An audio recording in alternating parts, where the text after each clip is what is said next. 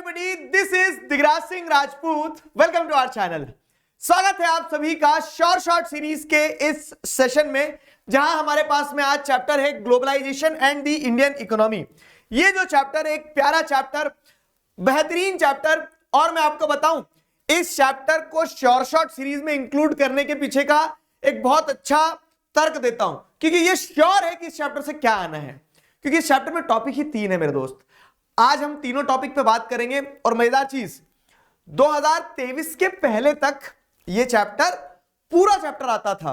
2023 और 24 पिछले 2 साल से, और इस साल ये चैप्टर सीमित चैप्टर आ रहा है. फॉर एग्जांपल, ये उस स्क्रीनशॉट का रेफरेंस है जो सीबीएसई का सर्कुलर होता है. उस सर्कुलर में अगर आप देखोगे तो chapter 4 globalization and Indian topic, globalization and the Indian economy, ये जो चैप्टर है, इस चैप्टर से अगर आप देखोगे तो जो टॉपिक्स एग्जाम में आना है तो 2 ही टॉपिक आना है, पूरा चैप्टर नहीं आएगा. एनसीईआरटी की बुक में आपको पूरा चैप्टर दिया है, लेकिन पूरा चैप्टर एग्जाम में नहीं आएगा. एग्जाम में क्या आएगा?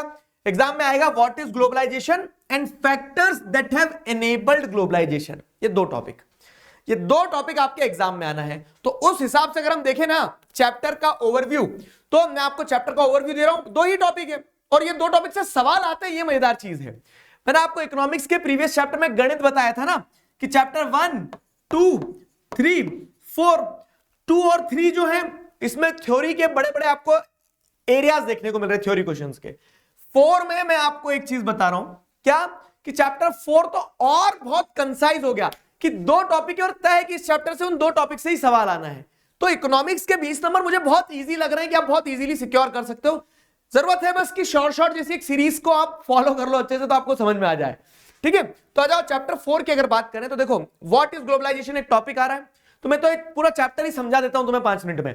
तो ग्लोबलाइजेशन क्या है? The process of rapid integration and interconnection. जब रैपिडली इंटीग्रेशन हो रहा है, इंटरकनेक्शन हो रहा है बिटवीन डिफरेंट कंट्रीज. ठीक है, जब ज्यादा से ज्यादा गुड्स, सर्विसेज, इन्वेस्टमेंट, टेक्नोलॉजी, इन सारी चीजों का मूवमेंट होता है ना, एक कंट्री दूसरी कंट्री से जब कनेक्ट होती है तो इसे ग्लोबलाइजेशन कहा जाता है. ये प्रोसेस को ग्लोबलाइजेशन प्रोसेस कहा जाता है. समझ गए? अब ये जो ग्लोबलाइजेशन प्रोसेस है, इस ग्लोबलाइजेशन प्रोसेस में गुड्स के मूवमेंट के अलावा लोगों का भी मूवमेंट होता है. ठीक है, it helps in the movement of people also. तो ग्लोबलाइजेशन में सिर्फ सामान मूव नहीं होता, लोग भी मूव होते हैं. क्यों लोग मूव करते हैं? In search of better income, job, education.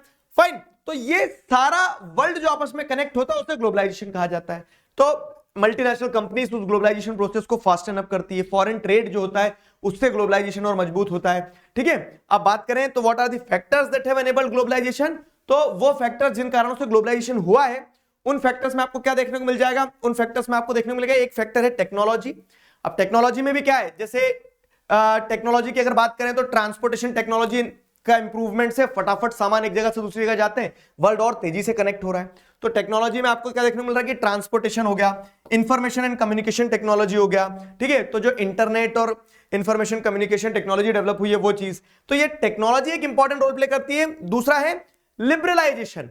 Globalisation process क्या है कि वर्ल्ड का कनेक्ट होना. पहले क्या होता था कि कंट्रीज जो थी वो ट्रेड बैरियर्स का, फॉरेन इन्वेस्टमेंट के ऊपर क्या रखती थी, रिस्ट्रिक्शंस लगा के रखती थी, जिस कारण से वर्ल्ड आपस में कनेक्ट नहीं हो रहा था. तो जब आपने ये फॉरेन ट्रेड का, फॉरेन इन्वेस्टमेंट का लिबरलाइजेशन किया, मतलब जब आपने चीजों को ओपन कर दिया, when countries started interacting with each other in more open way, liberal way, उस लिबरलाइजेशन प्रोसेस से भी ग्लोबलाइजेशन हुआ. तो अगर पूरी समरी समझाऊं मैं आपको, तो व्हाट इज ग्लोबलाइजेशन? ग्लोबलाइजेशन में आपको देखने को मिल रहा है कि रैपिड इंटीग्रेशन, इंटरकनेक्शन की प्रोसेस. इस ग्लोबलाइजेशन को 2 फैक्टर्स ने एनेबल किया, और वो 2 फैक्टर्स क्या है? टेक्नोलॉजी और लिबरलाइजेशन. अब यही पूरा चैप्टर है. अब देखो, सुनना मेरी बात. तो मोटा माटी आपको 3 एरियाज देखने को मिल रहे हैं. एक ग्लोबलाइजेशन क्या है, दूसरा टेक्नोलॉजी ने कैसे एनेबल किया ग्लोबलाइजेशन को, और तीसरा, ठीक है, लिबरलाइजेशन ने कैसे एनेबल किया, कैसे फैसिलिटेट किया ग्लोबलाइजेशन को. ये 3 एरियाज देखने को मिल रहे हैं, है ना. आ जाओ अब जरा देखें. तो ये 3 एरियाज जो आपको देखने को मिल रहे हैं, तो इन 3 एरियाज के हिसाब से अगर हम आगे बढ़े ना, तो इन 3 एरियाज में आपको क्या ध्यान रखना है? व्हाट इज ग्लोबलाइजेशन, मैंने वो पूरा लिख दिया कि इस चैप्टर से बस ग्लोबलाइजेशन वाला टॉपिक में एग्जाम में आएगा, और फैक्टर्स दैट हैव एनेबल्ड वाला टॉपिक आएगा. तो ग्लोबलाइजेशन पे अगर क्वेश्चन बनेंगे, तो मैं आपको क्यों बता रहा हूं 3 टॉपिक क्यों चिल्ला रहा हूं, क्योंकि अगर आप देखोगे 2024 में, 23 में इस टॉपिक से क्वेश्चन आए हैं कि ग्लोबलाइजेशन क्या है. तो which one of the following is a significant aspect of globalization. Globalization का एक सिग्निफिकेंट एस्पेक्ट बताओ। ये कॉम्पिटेंसी बेस्ड क्वेश्चन है। क्या लगता है इसमें कि ग्लोबलाइजेशन, चारों ऑप्शन में से कौन सी चीज जो है एक सिग्निफिकेंट एस्पेक्ट है ग्लोबलाइजेशन का? कमेंट्स आपका इंतजार कर रहे हैं, कमेंट्स में आंसर बताओगे मुझे। फिर क्या है? Globalization is the process of rapid integration and interconnection between countries. ठीक है, ग्लोबलाइजेशन क्या प्रोसेस है उसको समझाइए, तो आप बताएंगे कि मूवमेंट हो रहा है इन्वेस्टमेंट का, गुड्स का, टेक्नोलॉजी का, पीपल का, वो ग्लोबलाइजेशन है। ठीक है, आगे बढ़ते हैं। फिर क्या है अगली चीज, जैसे अगर आप देखोगे तो अगला टॉपिक क्या है? टेक्नोलॉजी। तो इस टेक्नोलॉजी ने कैसे एक फैक्टर का काम किया है इन एनेबलिंग ग्लोबलाइजेशन, उस पे एमसीक्यू भी आए हैं और उस पे थ्योरी बेस्ड क्वेश्चन भी आए हैं, समझ रहे हो? और वही चीज क्या है, वही चीज ये रिपीट देखो, 23, 24, 23 वैसे क्वेश्चन आए।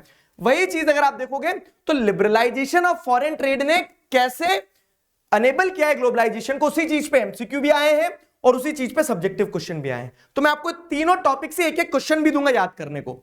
ठीक है, तो बाकी आपको समझ में आ गया कि चैप्टर बहुत छोटा है, यहां पे केस बड़ा सिंपल है। तो बताओ which one of the following ways has information and communication technology stimulated the globalization process the most.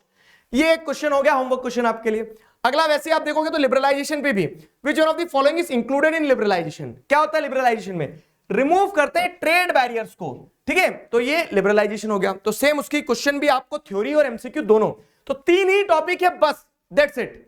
अब अगर हम बात करें प्रैक्टिस क्वेश्चंस की तो उन्हीं तीन टॉपिक से कि ग्लोबलाइजेशन, उसका एडवांटेज क्या है, कैसे ग्लोबलाइजेशन ने रैपिड इंटीग्रेशन इंटरकनेक्शन करवाया है, उस चीज पे एक सवाल, टेक्नोलॉजी ने कैसे ग्लोबलाइजेशन प्रोसेस को एनेबल किया है, और साथ ही साथ क्या कि जो फॉरेन इन्वेस्टमेंट था, foreign trade and foreign investment था, उसको रिमूव कर दिया गया इंडिया में 1991 में। और फॉरेन ट्रेड और फॉरेन इन्वेस्टमेंट पे जो बैरियर्स है उसको जब रिमूव करते हो तो इसी को आप क्या कहते हो?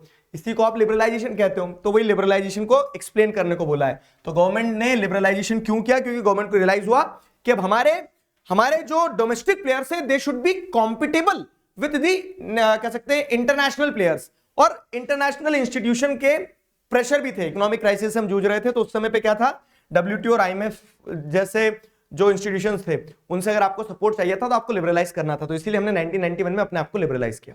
समझ गए ना? तीन टॉपिक थे, सिंपल। तो बड़ी सिंपल कहानी है। नोट्स आपको कहां मिलेंगे?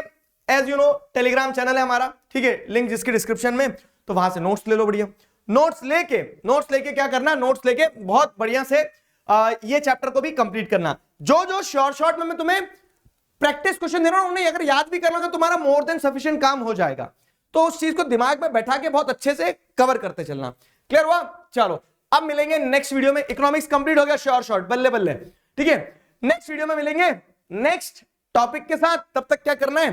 तब तक अपना ध्यान रखना है, मुस्कुराते रहना है। अभी के लिए साइन ऑफ करता हूं, signing off with this, together we can, we will. Thank you very much.